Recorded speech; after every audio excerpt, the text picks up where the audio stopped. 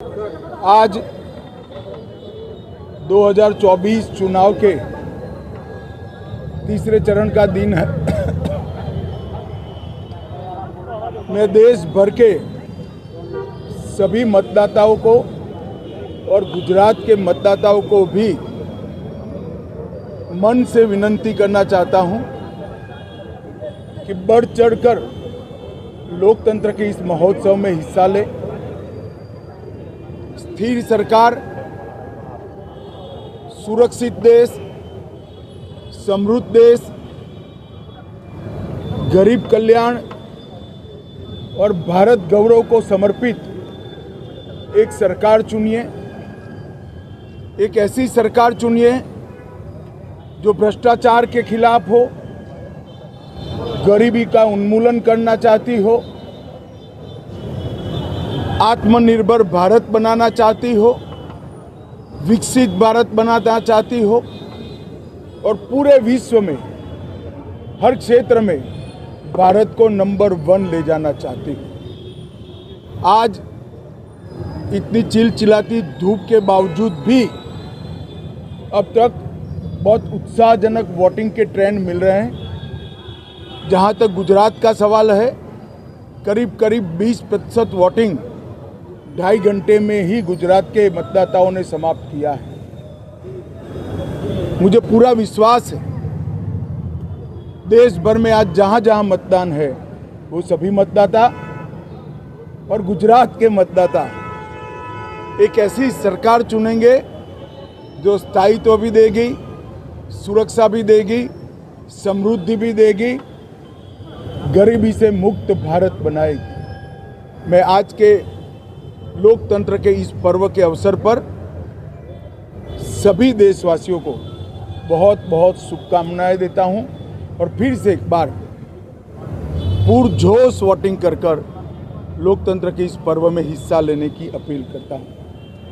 आज देश में तीजा चरणનું मतदान છે।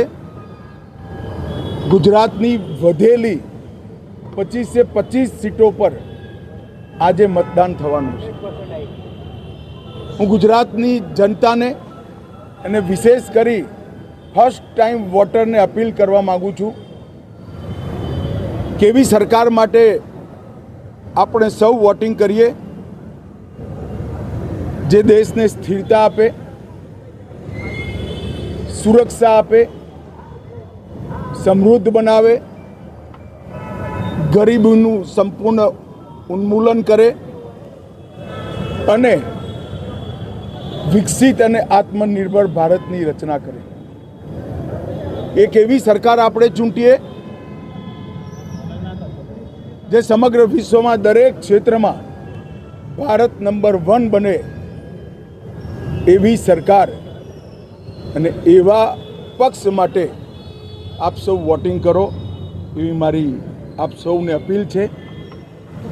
લોકશાહીના આ મહોત્સવમાં સૌ ગુજરાતીઓ દર વખતની જેમ રંગે ચંગે ઉત્સાહથી ઉમંગથી ભારી સંખ્યામાં વોટિંગ કરે અને અંતે આપનું વોટિંગ જ ભારતના વિજયનું કારણ બનશે એનો મને વિશ્વાસ છે। વંદે માતરમ। ખૂબ ખૂબ શુભેચ્છાઓ। આજે લોકસભામાં ગુજરાતથી 26 લોકસભામાંથી 25 લોકસભાના મતદાનનો દિવસ છે।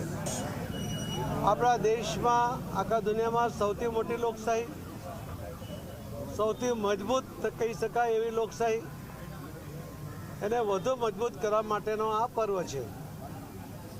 અને આવા પર્વમાં હું સૌ મતદાર ભાઈ બહેનોને મારી વિનંતી પણ છે કે આપણે સૌએ આપણને મળેલા મતદાનના અધિકારનો ઉપયોગ કરવો જોઈએ। જે યુવા મતદારો કે જેમને પહેલી વાર મતાધિકાર પ્રાપ્ત થયો છે એમને પણ મારી વિનંતી છે કે એમણે પણ પોતાના મતાધિકારનો ઉપયોગ કરવો જોઈએ। લોકશાહીને મજબૂત કરવા માટે આ પ્રયત્ન છે અને એ પ્રયત્નમાં બધાએ પોતે ભાગ લેવો જોઈએ। જે દેશોમાં સરમુખત્યારશાહી છે, લશ્કરી શાસન છે, ત્યાંના નાગરિકો આ લોકશાહી માટે અને મતાધિકાર મળે એના માટે તડપતા હોય છે. જ્યારે આપણને સહજતાથી મતદાન કરવાનો જે અધિકાર આપણને પ્રાપ્ત થયો છે, તો આપણે પણ એ મતદાનના અધિકારનો ઉપયોગ કરીને વર્ષો પછી જ્યારે આપણને લગભગ 75 વર્ષથી આઝાદી પ્રાપ્ત થઈ છે, ત્યારે હજુ પણ આપણે મતદાન માટે ઉદાસીન હોય એવું ઘણીવાર બને છે. એ ના બને અને કોઈપણ સંજોગોમાં આ મતદાનનો અધિકારનો ઉપયોગ થાય એવી મારી સૌ ભાઈ બહેનોને આખા ગુજરાતમાં સૌને મારી નમ્ર વિનંતી છે. ખૂબ ખૂબ આભાર, ધન્યવાદ.